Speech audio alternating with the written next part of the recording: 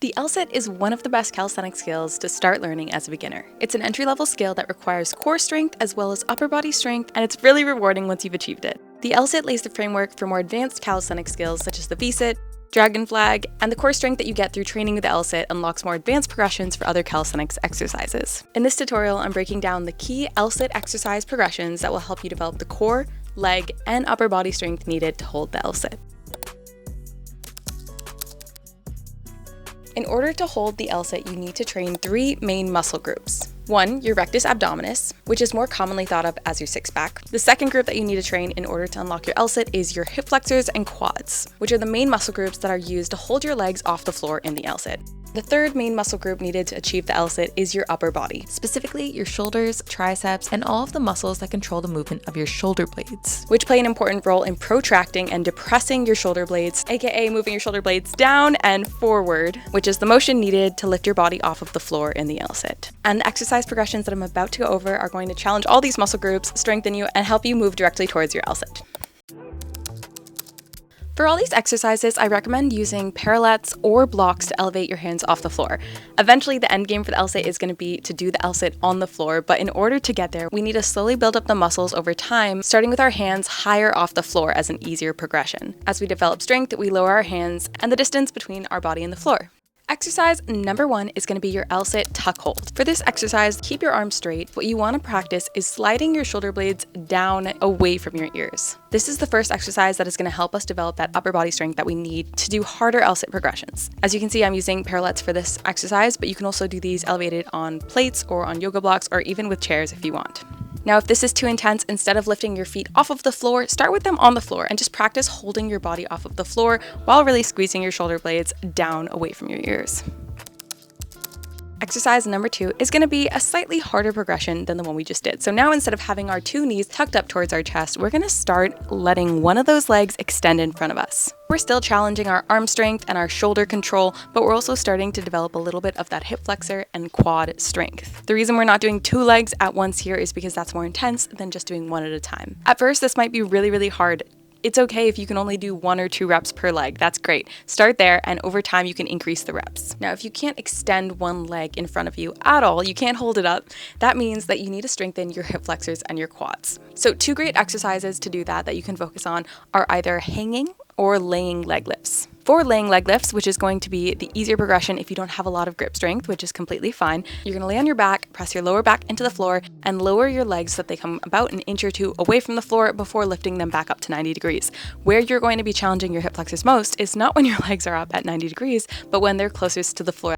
So take this movement slow. You don't have to just crank out rep after rep after rep. Try to keep it controlled and really slow the movement down. Now, if your grip strength is good enough, one exercise that you can do is hanging leg lifts. This is going to be similar to the one on the floor, but now, of course, you're hanging from a bar. Now, where people go wrong with hanging leg lifts is they'll lift up their legs to the 90-degree angle, and then they'll just drop them down to the floor, which gets rid of half the exercise. The goal in this movement is to keep your legs in control. We're training our hip flexors throughout the entire movement, except when they're straight down, of course. So we want to maximize the amount of time that we have our legs in the air. If you can, I recommend pointing your toes and trying to straighten your legs out as much as possible here. If these are too intense, you can go down to hanging knee raises, which is going to be a slightly easier variation to get you into these hanging leg lifts. These are all great exercises to strengthen your core as well as your hip flexors. Now, the other exercise that you can do that will directly translate into holding your L-sit by strengthening your core and your hip flexors as well as your quads is going to be seated leg lifts. For seated leg lifts, start sitting on a low box or bench and lift one leg at a time while stabilizing with the other. Of course, you can do as many reps as possible, but if you can't do around 8 or so, you might want to elevate your hips higher on a box for a slightly easier variation. Over time, as you get stronger with these, you can lower the box until you're seated on the floor. Seated leg lifts are going to be the most challenging, but that is a great exercise to get you to your L-sit as well. And the third L-sit exercise that is going to be the most direct progression, we are moving on from extending one leg out of the tuck position, and now we're going to start moving in between the tuck and extending both legs out in front of us. So you're going to shift between those two movements. You're still squeezing your shoulder blades down your back, and we're training our upper body to hold our body off the floor, but we're progressively increasing the amount of time that we're training our hip flexors and quads in the extended position. Over time, you'll be able to extend your legs out for longer and for more reps. Now, if what you're finding is that you can hold yourself forever on these parallettes, but where you really are failing in holding the L-sit is with dropping your legs, like your legs drop to the floor and you just can't quite hold them out there, that means you really want to focus on building up that quad and hip flexor strength. And you're still going to want to practice these L-sit progressions, but you might want to spend just a little bit of extra time building up that hip flexor and core strength. And another way that you can make your L-sit slightly easier is if you have flexible hamstrings. So if you have tight hamstrings or inflexible hamstrings, it means there's going to be more of a bend in your knee, which means you're going to have stronger hip flexors and core so your feet don't touch the floor. Now, a simple way around this is if you make your hamstrings more flexible, you can straighten your leg out farther, and this will make the L-sit easier. So 2 great hamstring stretches that you can add into your routine in order to start working on this hamstring flexibility. Number 1 is going to be your standing forward fold. If you can't already touch the floor, I recommend that you grab a box or a bench or even a yoga block to elevate your hands, because you really want to focus on having a hip hinge. You don't want to be hunching over your back. That's not going to help you stretch your hamstrings. You want to focus on a hinge in your hips that you really feel it in the back of your legs. So start with your hands elevated and then lower them over time. The second hamstring exercise that is amazing is going to be your seated pike stretch. This one's very similar to the last one, but now your legs are flat on the ground and you're going to be folding forward over them. Try to lock your knees out as much as possible and point your toes like you would in the L-sit. Now, those are both passive hamstring stretches, and one way that you can develop more hamstring flexibility is going to be incorporating active stretches as well. So one really great one that I love to do is going to be this standing hip hinge. So you're going to want to place your feet at about double shoulder width apart. And instead of just bending and folding forward, which will stretch many muscles in your legs as well as your hamstrings,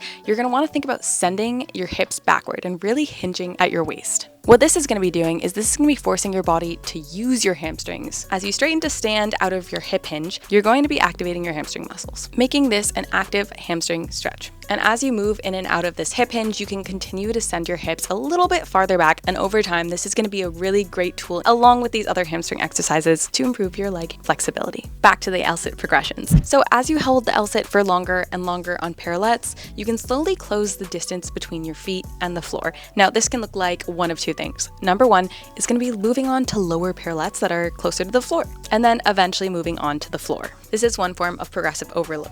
Or you can close the distance between your body and the floor by placing a yoga block or a plate beneath your feet and practicing these progressions without your feet touching that yoga block.